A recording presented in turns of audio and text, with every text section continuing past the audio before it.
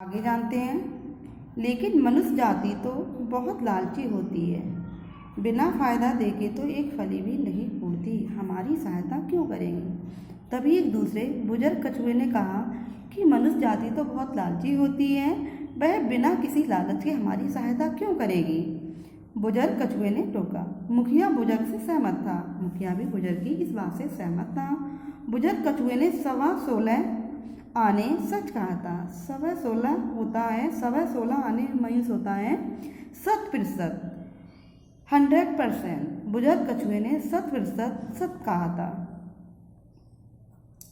उसके अपने अनुभव का यही निचोड़ था, क्योंकि मुखिया के अपने अनुभव का भी यही निचोड़ था। लेकिन इस बार प्रश्न इतना विकट था कि कछुआ जाति हर ओखली में सिर देने को तैयार थी। सब कुछ दांव पर लगा था, पूर्वजों की इज्जत, गौरवशाली परंपरा, उज्जवल इतिहास। लेकिन इस बार प्रश्न इतना विकट था क्योंकि उनके पूर्वजों की इज्जत, गौरवशाली परंपरा और उज्जवल इतिहास, सब कुछ क्या था, दांव पर लगा हुआ था। इसीलिए वे सब कुछ करने के लिए तैयार थे। अतः उसने खुलकर खेलने की ठान ली। तालाब में डुबकी लगाई और तलहटी में छिपाई छिपी 16 मुद्राओं की थैली निकाल लाया। इसीलिए इस बार उसने खुलकर खेलने की ठान ली, अर्थात किसी भी तरह से उस दौड़ को जीतने की ठान ली। इसके बाद वह तालाब में गया, उसने डुबकी लगाई और तलहटी में छिपी हुई 16 मुद्राओं की थैली निकाल लाया।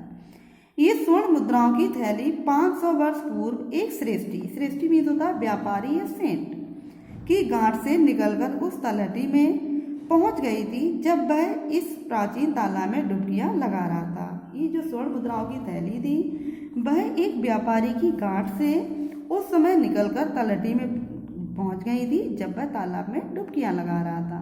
इस थैली की खोज मुखिया के पूर्वजों ने की थी और तभी से ये पुश्तैनी धरोहर बनकर पीढ़ी दर पीढ़ी उसके परिवार के पास चली आ रही थी, क्योंकि इस थैली की खोज मुखिया के पूर्वजों ने की थी। इसीलिए ये एक पुश्तैनी धरोहर थी जो उसके परिवार के पास कई पीढ़ियों से चली आ रही थी। शायद आज उसके सदुपयोग का उचित अवसर आ गया था और आज उसे उपयोग करने का, उसके सदुपयोग का अवसर आ गया था। 16 मुद्राओं की थैली लेकर कछुओं का मुखिया मनुष्य जाति के प्रसिद्ध वकील तिकड़मदास के पास पहुंचा। रो रोकर अपनी सारी व्यथा सुनाई और सहायता के लिए पुरजोर गुहार की। पुरजोर मीन्स होता है जोरदार। इसके बाद मुखिया वह थैली लेकर प्रसिद्ध वकील तिकड़मदास के पास पहुंचा, उसे अपनी पूरी परेशानी बताई तथा जोरदार गुहार लगाई। नामी वकील तिकड़मदास ने टेढ़ा मुंह कर लिया, उल्हा न दिया। कछुआ होकर खरगोश से दौड़ जीतना चाहते हो? खरगोश की छलांग देखी है कभी? वकील तिकड़मदास ने कछुए की बात सुनकर पहले तो मुंह टेढ़ा किया और उसे उलाहना भी दिया कि कछुए होकर तुम खरगोश से दौड़ जीतना चाहते हो? क्या तुमने कभी खरगोश की छलांग नहीं देखी है? तुम उससे कैसे जीत सकते हो? मुखिया ने तिकड़मदास के सामने 16 मुद्राओं की थैली खोल दी। तभी कछुआ समझ गया था कि तिकड़मदास बिना लालच के कुछ नहीं करेगा, इसीलिए उसने 16 मुद्राओं की थैली उसके सामने खोल दी। थैली खोलते ही 16 मुद्राएं बिखर कर फैल गईं। तिकड़मदास ने आंखों ही आंखों में गिनती कर ली। खरे सोने की पूरी 21 स्वर्ण मुद्राएं थीं। तिकड़मदास ने उन 16 मुद्राओं की अपनी आंखों में ही गिनती कर ली और ये पूरी सोने की 21 मुद्राएं थीं।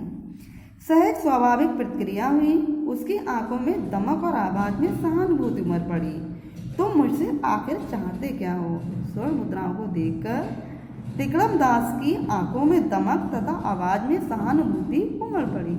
अब वह सहानुभूति पूर्वक मुखिया से बोला, आखिर तुम मुझसे क्या चाहते हो? उसने 16 मुद्राओं पर दृष्टि टिकाते हुए कहा, अच्छा कुछ सोचता हूँ। उसने कहा, मैं कुछ सोचता हूँ। तिकड़मदास ने 2 मिनट सोचा, फिर 16 मुद्राएं बटोरी और बोला, जाओ, तुम्हारी इज्जत बची रहेगी। तभी तिकड़मदास ने सारी 16 मुद्राएं बटोर ली और मुखिया से जाने के लिए कहा। जब खरगोश आए तो उसे मेरे पास ले आना, कहना कि ये प्रतियोगिता मेरी देख रेख में होगी, बाकी सारी बात मैं संभाल लूंगा, तुम निश्चिंत रहो। तिकड़मदास ने कहा कि अब जब भी खरगोश तुम्हें दौड़ की चुनौती देने आए तो उसे मेरे पास ले आना और उससे कहना ये प्रतियोगिता मेरी देखरेख में होगी और उसके बाद मैं सब कुछ संभाल लूँगा, जीत तुम्हारी ही होगी। मुखिया बहुत सारी बातें कहना और जानना चाहता था, लेकिन तिकड़म दास आगे कुछ भी बोलने बताने के मूड में नहीं था। अतः मुखिया मन महसूस कर वापस लौट आया। मुखिया बहुत सारी बातें पूछना चाहता था क्योंकि उसे तिकड़म दास ने नहीं बताया था कि वह दौड़ कैसे जीतेगा, लेकिन तिकड़म दास कुछ और बताने या बोलने के मूड में नहीं था। इसीलिए मुखिया चाहते हुए भी कुछ नहीं पूछ पाया और वापस लौट आया। आगे क्या होता है हम अगली वीडियो में जानेंगे।